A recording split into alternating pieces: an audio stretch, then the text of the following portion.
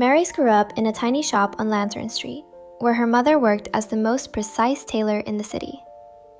Every day, Mary's helped her arrange trousers, trim loose thread, or organize boxes of needle, pin, and string. She loved the smell of textile and velvet, the softness of wool and woolen wraps, and the shimmer of ribbon, stripe, and silver chain. But more than anything, she loved stories. Legends whispered by customers about a hidden realm woven between fabrics, a place where heroes stitched worlds together like patchwork. Her mother always laughed this off, calling it a rag of an idea. But Mary's felt something more, something waiting. One stormy evening, a traveler entered their shop. His cloak looked old and shabby, yet not a single stain or blot marked it. When Maris touched it, it felt stainless, too perfect, too smooth. "You have the hands of a seeker," the traveler murmured. "Try this on." Maris hesitated, but slipped her arms through the wide sleeve. It adjusted to her slim and slender frame, as though alive. The collar rose on its own, and the fabric hummed like a heartbeat. Suddenly, the shop around her rippled. The traveler pressed a metal clasp into her palm. "That is the key," he said. "Fasten the button only when you are ready. And whatever you do, don't unbutton it unless you accept the consequences." Maris blinked, and the traveler was gone. Curiosity tugged at her like a tight strap. Maris whispered a breath and buttoned the cloak.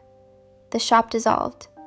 She fell through darkness and landed on soft grass, smelling faintly of brown earth and wild purple flowers. Ahead of her floated a shimmering door, made entirely of glowing string and thread, swaying like the hem of a dream.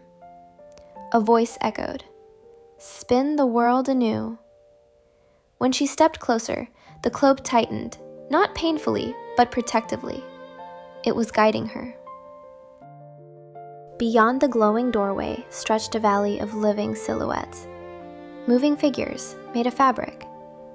Some were tall and curvy, others with hourglass precision, others slight, slightly faded, or stringy like old yarn. A group of them gathered around her. One wore a vest of gold stitches, another carried a glowing bead like a lantern. A third offered her a soft glove. "You are the chosen stitcher," they said. "Our world is unraveling. Only one who knows how to sew, spin, and stitch can save us." Maris swallowed. I only help my mother. I'm not a hero." But the cloak warmed at her shoulders, urging her on. They led her to a broken bridge hanging over a canyon. Threads snapped and drifted like smoke. Guards tied a long scarf around her waist, securing it with a leather belt so she wouldn't fall. "The bridge was cut by the Ragged King," they explained.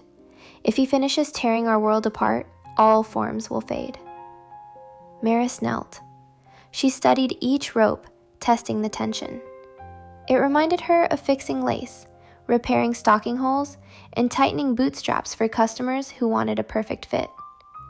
Hand by hand, she rewove the bridge. The wind roared. Her heart raced. Wool fibers tangled with silk.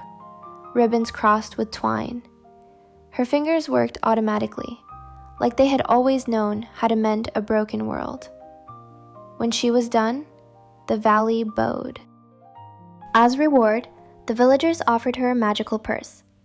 It looked empty, but each time she opened it, she found a small, glowing ribbon of time. Just enough to slow danger or extend a moment. She tucked it inside her inner pocket, right next to the small wallet she always kept from her mother. But danger found her sooner than expected. The ground shook. From the cliffs descended a massive monster, stitched from ripped fabric, its surface all patchwork, and dark rag. His steps left stains of shadow. the Ragged King roared. "Give me the stitcher! I will unravel her like yarn!" Maris ran. The cloak tightened around her like armor. She used the purse, pulling a thread of time to dodge a giant hand. She slid under a falling boulder, her slipper catching on a stray string, almost tripping. Then she remembered the traveler's words. "Fasten the button only when you are ready." She pressed the clasp over the cloak's heart. It burst with light. A glowing needle formed in her hand, long as a sword, sharp as prophecy. Its edge shimmered with silver like a bracelet or a delicate necklace forged for moonlight. The Ragged King lunged. Maris leapt, guided by instinct. She threaded the needle through the creature's chest and pulled. A long black string ripped free, unraveling him with a howl. But before he faded completely, he whispered, "You may repair worlds, girl, but can you repair yourself?" His words struck deeper than the canyon winds.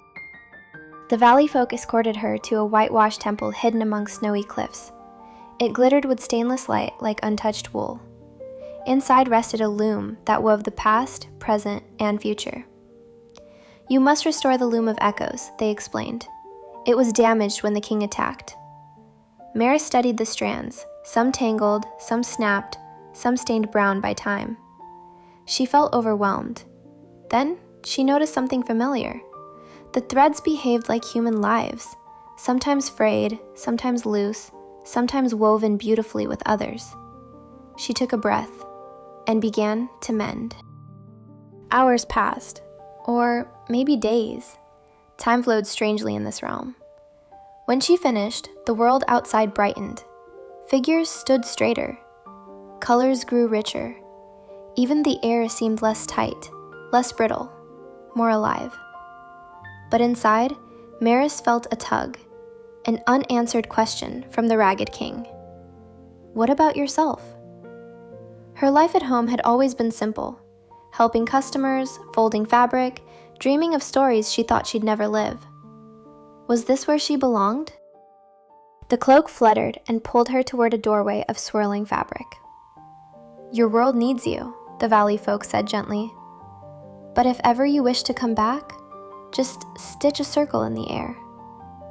Maris nodded, heart trembling. The cloak wrapped around her and lifted her off the ground. Colors dissolved. The shop reappeared exactly as she had left it. Pins on the table, string on the floor, her mother adjusting a stack of socks and stockings. "You were gone for just a moment," her mother said, not looking up. Maris tightened her cloak's collar, feeling the familiar weight of the needle inside. A moment, a lifetime. Both were true. That night, Maris sat at her workbench, staring at the cloak. The adventure had changed her. She wasn't just a helper anymore. She was a stitcher, someone who could mend more than fabric. She took the needle, the cloak, and the purse of time, and placed them gently beside a new bolt of cloth. Tomorrow, she would be ready for whatever doorway appeared. And when it did, she would no longer be slightly uncertain, slightly timid, slightly anything. She was Maris, the girl who stitched worlds. And her adventure was only beginning.